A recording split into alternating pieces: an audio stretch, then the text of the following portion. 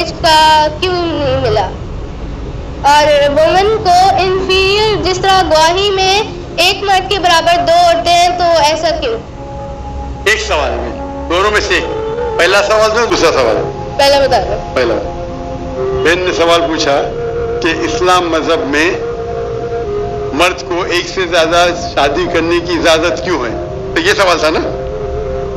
بسم اللہ الرحمن الرحیم. پاکستان کے اندر کراچی میں ذاکر نائک صاحب سے ایک لڑکی نے سوال کیا کہ اسلام میں ایک مرد کے لیے ایک سے زیادہ شادی کیوں جائز ہے اور اس کی اجازت کیوں ہے. تو ذاکر صاحب نے اس کو کہا، جواب دیتے ہوئے کہا کہ کسی بھی مذہب میں یہ بات آپ کو نہیں ملے گی کہ اس میں یہ کہا گیا ہو کہ مرد صرف ایک شادی کرے. کوئی بھی مذہب کی جو بھی کتاب ہے اس میں آپ کو یہ بات نہیں ملے گی. چاہے آپ دیگر مذاہب کی کتابیں، چاہے بائبل پڑھو، چاہے ویدا پڑھو، چاہے گیتا پڑھو، چاہے تلمود پڑھو، چاہے بھگوت گیتا پڑھو، ان سب کتابوں میں آپ کو کہیں نظر نہیں آئے گا کہ اس میں یہ لکھا ہو کہ مرد صرف ایک شادی کرے. ہاں، یہ بات آپ کو قرآن میں یہ بات مل جائے گی کہ مرد صرف ایک شادی کرے،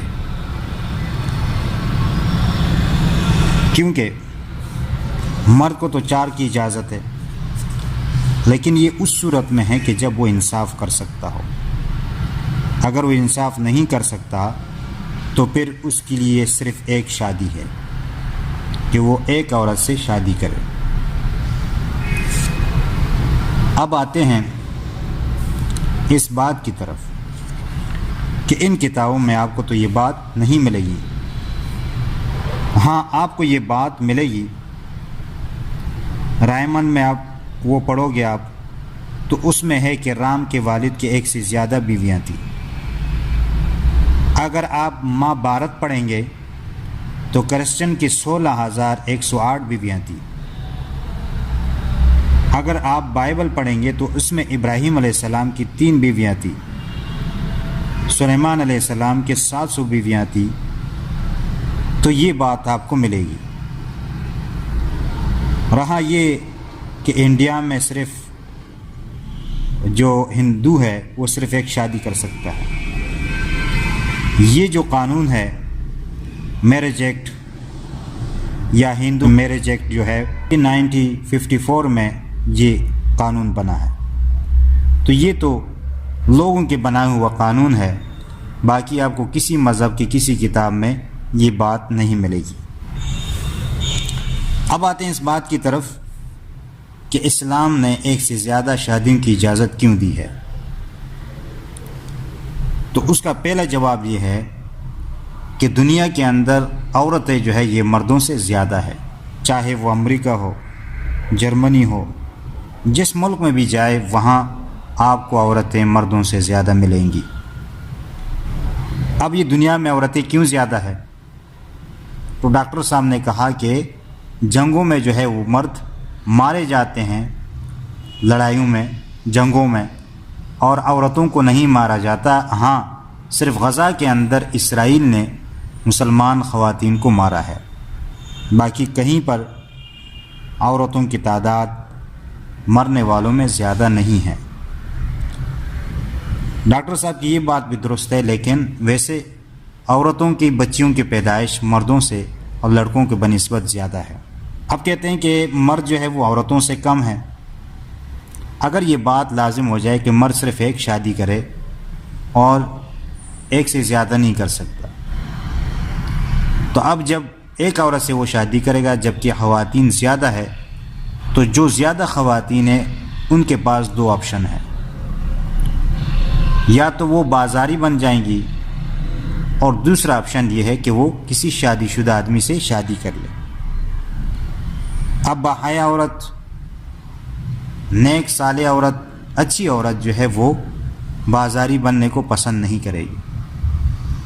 تو اس لیے اسلام نے اس کے اوپر یہ شفقت کیا کہ اس کو اجازت دی کہ وہ ایک مرد جو ہے وہ زیادہ خواتین سے شادی کر سکتا ہے۔ تو یہاں پر عورت کو بازاری ہونے سے بچا دیا۔ دوسرا جواب یہ ہے کہ اگر چلو ہم یہ کہیں کہ ایک مرد صرف ایک شادی کر سکتا ہے، ایک سے زیادہ نہیں، تو اب مثال کے طور پر ایک شخص نے شادی کر لی ایک عورت کے ساتھ، اب اس عورت میں کوئی ایسا عیب ہے کہ جس کے بچے پیدا نہیں ہو سکتے، اب وہ مرد کیا کرے گا؟ اس کو طلاق دے کے دوسری شادی کرے گا نا۔ تو جب دوسری شادی کرے گا، پہلے والے کو چھوڑے گا، تو یہ عورت کے ساتھ ظلم ہے۔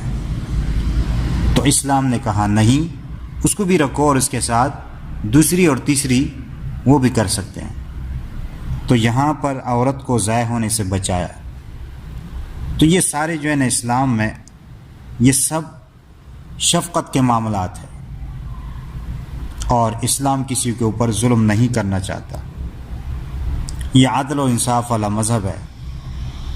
تو یہ جو جوابات دیے انہوں نے، تو ان جوابات کا میں نے آپ کے سامنے خلاصہ پیش کر دیا، اور اگر آپ ان کی زبان میں سننا چاہتے ہیں تو آپ بے شک ان کی زبان میں بھی سن سکتے ہیں۔ تو اللہ تعالیٰ سے دعا ہے کہ اللہ تعالیٰ ہمیں اسلام سمجھنے اور اس پر عمل کرنے کی توفیق عطا فرمائے۔